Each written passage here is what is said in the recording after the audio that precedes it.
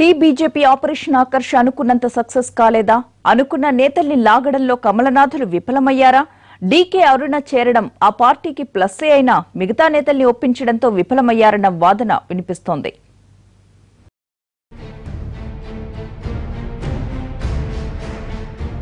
లోక్సభ ఎన్నికల వేళ Telangana BJP బలోపేతమయ్యేందుకు plan చేసింది.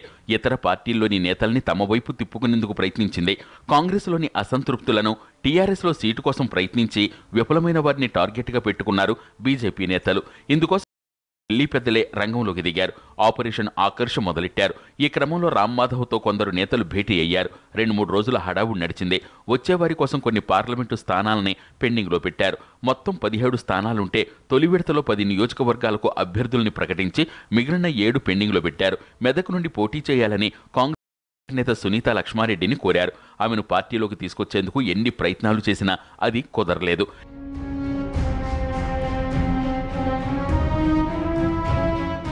ఇక పెద్దపల్లి మాజీ ఎంపీ వివేక్ను దింపేందుకు గట్టి ప్రయత్నాలే జరిగాయి. మరో వ్యక్తిని అభ్యర్థిగా ప్రకటించిన వివేక్ కోసం బీఫామ్ ఇవ్వకుండా ఆపారు. కానీ కాకపోవడంతో చివరి నిమిషంలో ముందు ప్రకటించిన అభ్యర్థికి బీఫామ్ అందించి నామినేషన్ వేయించారు.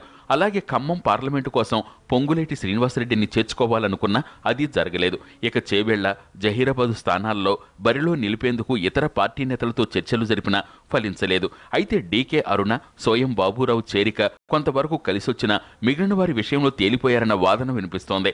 అయితే ఈ ఎన్నికలతో ఆపరేషన్ ఆకర్ష్ అయిపోదని, ముందు ముందు కొనసాగుతుందని చెబుతున్న కమల్నాథులు ఎంతవరకు టార్గెట్కు రీచ్ అవుతారన్నది చూడాలి.